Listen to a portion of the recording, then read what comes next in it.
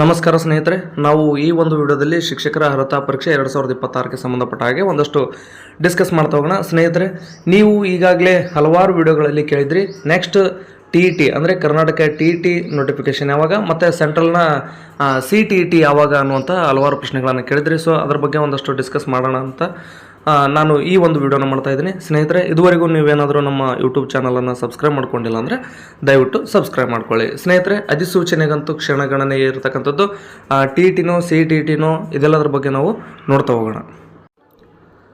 ಇಲ್ಲಿ ಏನೇ ಇದ್ದರೂ ಒಂದು ಅಂದಾಜಾಗಿರುತ್ತೆ ವಿನಃ ಯಾವುದೇ ಅಧಿಕೃತ ಮಾಹಿತಿ ಆಗಿರೋದಿಲ್ಲ. ಅಂದರೆ ನೋಡಿ, ಈ ಒಂದು ಶಿಕ್ಷಣ ಇಲಾಖೆಯಿಂದ ಸಿಕ್ಕಿರ್ತಕ್ಕಂಥ ಅಧಿಕೃತ ಮಾಹಿತಿ ಅಲ್ಲ, ಇದೆಲ್ಲವೂ ಕೂಡ ಒಂದು ಅಂದಾಜಾಗಿರುತ್ತೆ. ತಾವಿಲ್ಲಿ ನೋಡ್ಬೋದು, ಕರ್ನಾಟಕ ಶಿಕ್ಷಕರ ಅರ್ಹತಾ ಪರೀಕ್ಷೆ ಏನು TET ಇರತಕ್ಕಂಥದ್ದು. ಇದು 2026ರ ಅಧಿಕೃತ ಅಧಿಸೂಚನೆ ನಮಗೆ ಮೇ 2026ರ ಸುಮಾರಿಗೆ ಬಿಡುಗಡೆ ಆಗ್ತಕ್ಕಂಥ ಸಾಧ್ಯತೆ ಇರೋದರಿಂದ ನೀವು ನಿಮ್ಮ ಒಂದು TET ಸಿಲೆಬಸ್ ಏನಿದೆ ಅದನ್ನು ಓದುವಂಥದ್ದು ತುಂಬ ಒಳ್ಳೆಯದು. ಸಾಮಾನ್ಯವಾಗಿ ಈ ಪರೀಕ್ಷೆ ಏನಿದೆ ವರ್ಷಕ್ಕೊಮ್ಮೆ ಈಗ ಕಾಮನ್ ಆಗಿ ಬರ್ತಾ ಇರುವಂಥದ್ದು ತಮ್ಮೆಲ್ಲರಿಗೂ ಗೊತ್ತಿದೆ. ಈ ಹಿಂದಿನ TET ಪರೀಕ್ಷೆ ನಿಮಗಾಗಲೇ ಗೊತ್ತಿದೆ, ಕೆಲವರು ಕ್ಲಿಯರ್ ಮಾಡ್ಕೊಂಡಿದ್ದಾರೆ, ಇನ್ನು ಕೆಲವರು ಕೆಲವೇ ಅಂಕಗಳಿಂದ ವಂಚಿತರಾಗಿದ್ದಾರೆ. ಅಂದರೆ 1, 2, 3 ಅಂಕಗಳಿಂದ TETಯಿಂದ ವಂಚಿತರಾಗಿದ್ದರೆ 2025ರ ಡಿಸೆಂಬರ್ನಲ್ಲಿ ಮುಗಿದಿತ್ತು. ಈಗ ಮುಂಬರ್ತಕ್ಕಂಥ ತಾತ್ಕಾಲಿಕ ವೇಳಾಪಟ್ಟಿ ನಮಗೆ ಅಂದಾಜಿನ ಪ್ರಕಾರ, ಇದು ಯಾವುದೇ ಅಧಿಕೃತ ಮಾಹಿತಿ ಅಲ್ಲ, ಅಂದಾಜಿನ ಪ್ರಕಾರ ಒಂದು ಶೈಕ್ಷಣಿಕ ವಲಯದಲ್ಲಿ ನೋಡಿ ಇಲ್ಲಿ ಹೇಳಿರ್ತಕ್ಕಂಥದ್ದೇನು, ಶೈಕ್ಷಣಿಕ ವಲಯದ ಮೂಲಗಳ ಅಂದಾಜಿಸಿರುವುದೇನು ಅಂದರೆ ಬಹುತೇಕ 2025ರ ಮೇನಲ್ಲಿ TET ನೋಟಿಫಿಕೇಶನ್ ಏನಾದರೂ ಆಗ್ಬೋದಾ ಅನ್ನೋಂಥದ್ದು. ಮತ್ತು ಅದು ಮೇನಲ್ಲಿ ಅಪ್ಲಿಕೇಶನ್ ಅವಕಾಶನೂ ಕೂಡ ಕೊಡ್ಬೋದು. ಜೂನ್ ಹೊರತುಪಡಿಸಿ ಜುಲೈನಲ್ಲಿ ಎಕ್ಸಾಮ್ ಬಹುತೇಕ ನಡಿಬೋದು ಅಂತಕ್ಕಂಥದ್ದು ಒಂದು ಶೈಕ್ಷಣಿಕ ವಲಯದಲ್ಲಿರ್ತಕ್ಕಂಥ ಒಂದಷ್ಟು ಮಾಹಿತಿ. ಮತ್ತು ಇದಷ್ಟೇ ಅಲ್ಲದೆ ಈಗ ಕರ್ನಾಟಕ TETದಾಯಿತು, ಮತ್ತು ಈ CTET ಅಂದರೆ ಕೇಂದ್ರ ಶಿಕ್ಷಕರ ಅರ್ಹತಾ ಪರೀಕ್ಷೆ, ಇದು ನಿಮ್ಗೆ ಆಲ್ರೆಡಿ ಗೊತ್ತಿದೆ.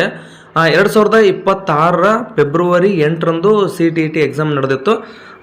ಆದರೆ ಆ ನೋಟಿಫಿಕೇಷನ್ 2026ರಲ್ಲಿ ಆಗಿರುವಂಥದ್ದು ಅಲ್ಲ, ಅದು 2025ರಲ್ಲಿ ನೋಟಿಫಿಕೇಷನ್ ಆಗಿದ್ದಂಥದ್ದು. ಹಾಗಾಗಿ 2026ರಲ್ಲಿ ಒಟ್ಟಾರೆ CTET ಏನಾಗುತ್ತೆ ಅಂದರೆ ವರ್ಷಕ್ಕೆ 2 ಬಾರಿ ಎಕ್ಸಾಮ್ ನಡೆಯುತ್ತೆ, ಅಂದರೆ CTETದು.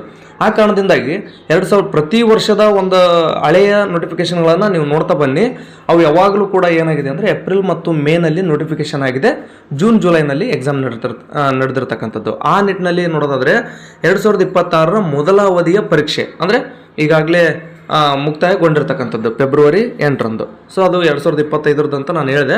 ಪ್ರಕ್ರಿಯೆ ಈಗಾಗಲೇ ಮುಕ್ತಾಯಗೊಂಡಿದೆ ಅಂದರೆ ಅದರ ಅರ್ಥ ಈಗ ಆಲ್ರೆಡಿ ಎಕ್ಸಾಮ್ ನಡೆಸಿ ಕೀ ಆನ್ಸರ್ಗಳನ್ನು ಬಿಟ್ಟು ತದನಂತರ ಈಗ ರಿಸಲ್ಟ್ ಕೂಡ ಬಿಟ್ಟಿದ್ದಾರೆ. ಆ ಕಾರಣಕ್ಕೋಸ್ಕರ ಮುಂದಿನ ಅಧಿಸೂಚನೆ ಅತಿ ಶೀಘ್ರದಲ್ಲಿ ಅಂದರೆ 2026ರ ಜುಲೈ ಆವೃತ್ತಿಯ ನೋಟಿಫಿಕೇಶನ್, ಅಂದರೆ ಜುಲೈಗೆ ನೋಟಿಫಿಕೇಶನ್ ಆಗುತ್ತೆ ಅಂದರೆ ಇಲ್ಲ, ಜುಲೈನಲ್ಲಿ ಎಕ್ಸಾಮ್ ನಡೆಯುತ್ತೆ. ಆದರೆ ಅಧಿಸೂಚನೆ ಅಂದಾಜಿನ ಪ್ರಕಾರ ಏಪ್ರಿಲ್ ಅಥವಾ ಮೇ ತಿಂಗಳಿನಲ್ಲಿ ನೋಟಿಫಿಕೇಶನ್ ಆಗ್ಬೋದು. ಈ ಹಿಂದಿನ ವಿಡಿಯೋದಲ್ಲಿ ಕೂಡ ನಾನು CTET ಬಗ್ಗೆ ನಿಮಗೆ ಮಾಹಿತಿಯನ್ನು ನೀಡಿದ್ದೆ. ನೋಡಿ, ಏಪ್ರಿಲ್ ಮತ್ತು ಮೇ ತಿಂಗಳಲ್ಲಿ ನೋಟಿಫಿಕೇಶನ್ ಆದರೆ ನೋಟಿಫಿಕೇಶನ್ ಆದ ತಕ್ಷಣ ನಿಮ್ಗೆ ಆಲ್ರೆಡಿ ಗೊತ್ತಿದೆ, ಅರ್ಜಿ ಸಲ್ಲಿಕೆಗೆ ಅವತ್ತು ಅಥವಾ ನೆಕ್ಸ್ಟ್ ಡೇನೇ ಅವಕಾಶವನ್ನು ಕೊಡ್ತಾರೆ, ಅಂದರೆ ಅರ್ಜಿಯನ್ನು ಸಲ್ಲಿಸೋದಕ್ಕೆ. ತದನಂತರ ಎಕ್ಸಾಮ್ ನಡೆಯುವಂಥದ್ದು ಬಹುತೇಕ ಜುಲೈ 2026ರ 2ನೇ ವಾರ ಅಥವಾ 3ನೇ ವಾರದಲ್ಲಿ ನಡೀಬಹುದಾಗಿದೆ. ಸೊ ಇದಿಷ್ಟು ಏನಪ್ಪ ಅಂತಂದರೆ CTET ಮತ್ತು TETಗೆ ಸಂಬಂಧಪಟ್ಟಂತೆ ಹಲವಾರು ಅಭ್ಯರ್ಥಿಗಳಿಗೆ ಕೇಳ್ತಾ ಇದ್ರಿ, ಏನಂದರೆ TET ನೋಟಿಫಿಕೇಶನ್ ಯಾವಾಗ ಆಗುತ್ತೆ ಅನ್ನೋಂಥದ್ದು. ಬಹುತೇಕ ನೋಡಿ, ನಿಮಗೆ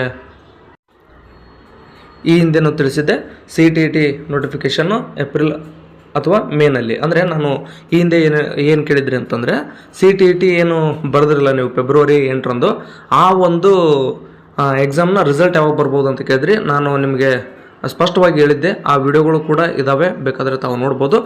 ಮಾರ್ಚ್ ಕೊನೆಯ ವಾರದಲ್ಲಿ ಈ ಒಂದು ರಿಸಲ್ಟ್ ಬರುತ್ತೆ ಅಂತ ಹೇಳಿದೆ. ಆ ಪ್ರಕಾರ ಮಾರ್ಚ್ ಕೊನೆಯ ವಾರದಲ್ಲಿ ರಿಸಲ್ಟ್ ಬಂದಿದೆ. ಅಂದರೆ ಒಂದು ಅಂದಾಜು ಅಷ್ಟೇ, ಅಂದರೆ ಹೇಳಿದ ತಕ್ಷಣ ಅದೇ ಆಗುತ್ತಂತಲ್ಲ.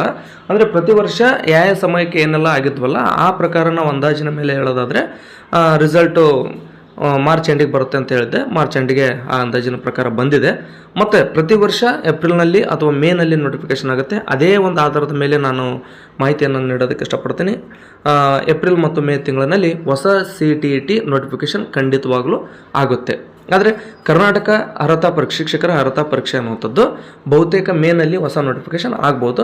ಆದರೆ ಅದಕ್ಕೆ ಅಧಿಕೃತವಾದಂಥ ಮಾಹಿತಿಗಳು ಸಿಗಬೇಕು. ಇದೇನಪ್ಪ ಅಂದರೆ ನಿಮ್ಗೆ ಆಲ್ರೆಡಿ ಹೇಳಿದ್ದೀನಿ, ಶೈಕ್ಷಣಿಕ ವಲಯದಲ್ಲಿ ಹರಿದಾಡುತ್ತಿರುವಂಥ ಸುದ್ದಿ ಆಧಾರದ ಮೇಲೆ ನಿಮಗೆ ನಾನು ಮಾಹಿತಿಯನ್ನು ಕೊಟ್ಟಿದ್ದೀನಿ. ಅದೇನಾದರೂ ನಿಜ ಆದರೆ ಮೇನಲ್ಲಿ ನೋಟಿಫಿಕೇಶನ್ ಶಿಕ್ಷಕರ ಅರ್ಹತಾ ಪರೀಕ್ಷೆಯ ನೋಟಿಫಿಕೇಶನ್ ಆಗಬಹುದು.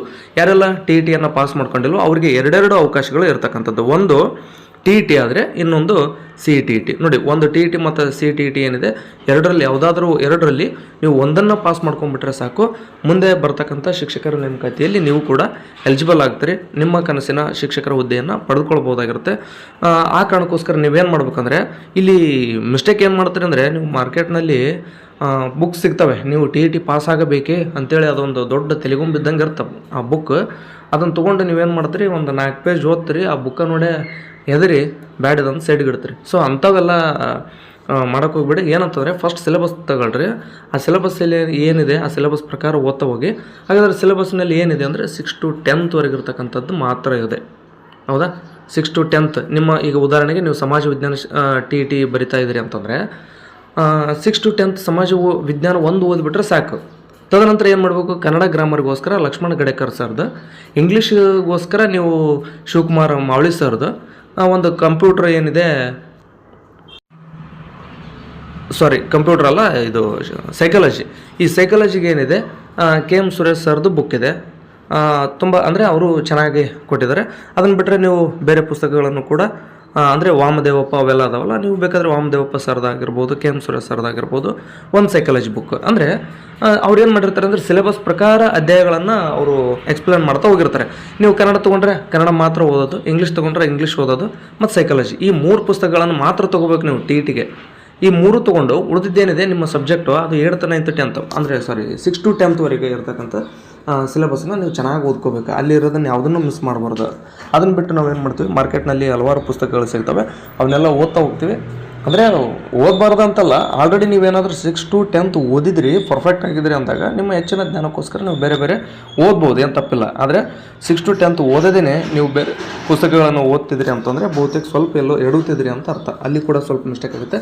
ಮತ್ತು ಇನ್ನೊಂದು ಏನಂತಂದರೆ, ಹಳೆ ಪ್ರಶ್ನೆ ಪತ್ರಿಕೆಗಳನ್ನು ಯಾವುದೇ ಕಾರಣಕ್ಕೂ ಬಿಡಬಾರ್ದು. ಅಂದರೆ ಹಳೆ ಪ್ರಶ್ನೆ ಪತ್ರಿಕೆಗಳು ಹೆಂಗಂದ್ರೆ, ಕತ್ಲದಾಗ ಹೊಂಟವನಿಗೆ ಅವು ಒಂದಷ್ಟು ದಾರಿ ದೀಪ ಇದ್ದಂಗೆ, ಕೈಯಾಗ ಕಂದಿಲ್ ಹಿಡ್ಕೊಂಡು ಕತ್ಲದಾಗ ಹೊಂಟಂಗದು. ಅವು ಏನು ಮಾಡ್ತವೆ ನಮಗೆ, ಈ ರೀತಿ ಪ್ರಶ್ನೆಗಳು ಬರ್ತವೆ, ಸಮಾಜ ವಿಜ್ಞಾನದಲ್ಲಿ ಈ ಥರ ಪ್ರಶ್ನೆಗಳು ಬರ್ತವೆ, ಸೈಕಾಲಜಿಯಲ್ಲಿ ಈ ರೀತಿ ಬರ್ತವೆ, ಕನ್ನಡ ಇಂಗ್ಲೀಷ್ನಲ್ಲಿ ಈ ರೀತಿ ಪ್ರಶ್ನೆಗಳು ಬರ್ತವೆ ಅನ್ನೋದನ್ನು ನಮಗೆ ಅದು ತಿಳಿಸ್ಕೊಡುತ್ತೆ ಹಳೆ ಪ್ರಶ್ನೆ ಪತ್ರಿಕೆಗಳು. ಆ ಕಾರಣಕ್ಕೋಸ್ಕರ ಹೊಸಬರಿದ್ದೀರಿ, ಟಿ ಇ ಟಿ ಇನ್ನೂ ಬರದೇ ಇಲ್ಲ, ಈ ಸಾರಿ ಫಸ್ಟ್ ಟೈಮ್ ನೀವು ಅಪ್ಲಿಕೇಶನ್ ಹಾಕ್ತಿದ್ದೀರಿ ಅಂದರೆ ನೀವು ಮೊದಲು ಹಳೆ ಪ್ರಶ್ನೆ ಪತ್ರಿಕೆಗಳನ್ನು ಬಿಡಿಸಿ. ಆಲ್ರೆಡಿ ನೀವು 4-5 ಅಟೆಂಪ್ಟ್ ಕೊಟ್ಟಿರ್ತಾರೆ ಕೆಲವರು, ಟಿ ಇ ಟಿ ಪಾಸ್ ಆಗಿರಲ್ಲ. ಕಾರಣ ಏನಂದರೆ, ಹಳೆ ಪ್ರಶ್ನೆ ಪತ್ರಿಕೆಗಳನ್ನು ಬಿಡಿಸಿರಲ್ಲ ಮತ್ತು ಸಿಲೆಬಸ್ ಪ್ರಕಾರ ಓದಿರಲ್ಲ, ಅವ್ರು ಏನೇನೋ ಓದ್ತಿರ್ತಾರೆ. ಸೊ ಆ ಕಾರಣಕ್ಕೋಸ್ಕರ ಅಂದರೆ ನಿಮ್ಮದು ತಪ್ಪಂತಲ್ಲ, ಒಂದು ಸರಿಯಾದಂಥ ಮಾಹಿತಿ ಕೊರತೆಯಿಂದಾಗಿ ಆ ರೀತಿ ಆಗ್ತಿರುತ್ತೆ. ಸೊ ಏನು ತಪ್ಪಲ್ಲ, ಇರಲಿ. ಯಾಕಂದರೆ ಕೆಲವರಿಗೆ ಅದು ಸಹಜ, ಏನು ಓದಬೇಕಂತ ಗೊತ್ತಿಲ್ಲದೇನೆ ಏನೇನೋ ಓದ್ತಿರ್ತೀರಿ. ನಾನು ಹೇಳುವಂಥದ್ದು ಏನಪ್ಪ ಅಂದರೆ, ಫಸ್ಟ್ ನೀವು ಓಲ್ಡ್ ಕ್ವಶನ್ ಪೇಪರ್ನ ತೊಗೊಂಡು ಓಲ್ಡ್ ಕ್ವಶನ್ ಪೇಪರ್ನ ಬಿಡಿಸ್ರಿ. ಆ ನಂತರ ಏನು ಮಾಡಿ ಅಂದರೆ, ಸಿಲೆಬಸ್ ಪ್ರಕಾರ ಓದ್ತಾ ಹೋಗಿ. ಆ ಸಿಲೆಬಸ್ನಾಗ ಓದಬೇಕಾದ್ರೆ ಆ ಪ್ರಶ್ನೆಯಲ್ಲಿ ಬರುತ್ತೆ, ಇಲ್ಲಿ ನಾನು ಹಳೆ ಪ್ರಶ್ನೆ ಪತ್ರಿಕೆ ಬಿಡಿಸಿದಾಗ ಈ ಪ್ರಶ್ನೆಯಲ್ಲಿ ಬಂದಿತ್ತು ಅನ್ನುವಂಥದ್ದು ನಿಮಗೆ ನೆನಪಾಗುತ್ತೆ. ಹಾಗೇನಾಗುತ್ತೆ ಅಂದರೆ, ಇಂತಿಂಥ ಪಾಯಿಂಟ್ಸ್ ಎಲ್ಲ ಇಂಪಾರ್ಟೆಂಟ್, ಇವುಗಳನ್ನೆಲ್ಲ ನಾನು ನೆನಪಿಡಬೇಕು ಅನ್ನುವಂಥದ್ದು ಗೊತ್ತಾಗುತ್ತೆ. ಸೊ ಆ ಕಾರಣಕ್ಕೋಸ್ಕರ ಯಾವುದೇ ಈ ಒಂದು 6 to 10th ಬುಕ್ಗಳನ್ನು, ಓಲ್ಡ್ ಕ್ವಶನ್ ಪೇಪರ್ಗಳನ್ನು, ಕನ್ನಡ ಇಂಗ್ಲೀಷ್ ಕಂಪ್ಯೂಟರ್ ಪುಸ್ತಕಗಳನ್ನು ನೀವು ಮಾರ್ಕೆಟ್ನಲ್ಲಿ ಹೋಗಿ ದುಡ್ಡು ಕೊಟ್ಟು ಕೊಂಡ್ಕೋಬೇಕಾಗಿರ್ತಕ್ಕಂಥ ಪುಸ್ತಕಗಳು 3: ಒಂದು ಕಂಪ್ಯೂಟ್ರು, ಒಂದು ಸೈಕಾಲಜಿ, ಇನ್ನೊಂದು ಕಂಪ್ಯೂಟರ್. ಅದು ಪದೇ ಯಾಕೆ ಬರ್ತಾಯಿದೆ ನೆನಪಾಗ್ತಾಯಿಲ್ಲ ನನಗೆ. ಒಳ್ಳೆ SDFD ಓದಿದ್ದು ರೂಢಿ ಅಲ್ಲ, ಕ್ಷಮೆ ಇರಲಿ ಸ್ನೇಹಿತರೆ. ವಾಪಸ್ ಹೇಳ್ತೀನಿ ನೋಡಿ, ನೀವು ಬುಕ್ ಸ್ಟಾಲ್ನಲ್ಲಿ ಹೋಗಿ ಕೊಂಡ್ಕೊಳ್ಬೇಕಾಗಿರ್ತಕ್ಕಂಥ ಪುಸ್ತಕಗಳು ಕನ್ನಡ, ಇಂಗ್ಲೀಷು, ಸೈಕಾಲಜಿ, ಈ 3 ಪುಸ್ತಕಗಳನ್ನು ಮಾತ್ರ ತಗೊಳ್ರಿ. ಅದನ್ನು ಬಿಟ್ಟರೆ ನೀವೇನು ಮಾಡಿ ಅಂತಂದರೆ 6 to 10th ವರೆಗೆ ಇರ್ತಕ್ಕಂಥ ನಿಮ್ಮ ಸಬ್ಜೆಕ್ಟ್ ಯಾವುದಿದೆ ಆ ಸಬ್ಜೆಕ್ಟ್ನ ಪುಸ್ತಕಗಳನ್ನು ಮಾತ್ರ ಓದ್ತಾ ಹೋಗಿ. ಅದೇ ಸಕ್ಸಸ್ನ ದಾರಿ ಅಂತ ಹೇಳ್ತಾ ಈ ಒಂದು ವಿಡಿಯೋನಲ್ಲಿ ಮುಗಿಸ್ತಾ ಇದ್ದೀನಿ. ಸ್ನೇಹಿತರೆ, ಹೇಳ್ಬೇಕಾದ್ರೆ ಏನಾದರೂ ಒಂದಷ್ಟು ಮಿಸ್ ಆಗಿರುತ್ತೆ ವಿಷಯ, ಏನಾದರೂ ಮಿಸ್ ಮಾಡಿದರೆ ನೀವು ಕಾಮೆಂಟ್ ಮಾಡಿ, ಅದಕ್ಕೆ ನಾನು ಎಕ್ಸ್ಪ್ಲೇನ್ ಮಾಡ್ತೀನಿ. ಅಥವಾ ಏನಾದರೂ ನಿಮ್ಗೆ ಡೌಟ್ ಉಳ್ಕೊಂಡಿದ್ರೆ ಕಾಮೆಂಟ್ ಮಾಡಿ, ಪ್ರಶ್ನೆ ಕೇಳಿ, ನಾನು ನಿಮ್ಮ ಪ್ರಶ್ನೆಗಳಿಗೆ ಉತ್ತರವನ್ನು ನೀಡ್ತೀನಿ ಅಂತ ಹೇಳ್ತಾ ಈ ಒಂದು ವಿಡಿಯೋನಲ್ಲಿ ಮುಗಿಸ್ತಾ ಇದ್ದೀನಿ. ಧನ್ಯವಾದ.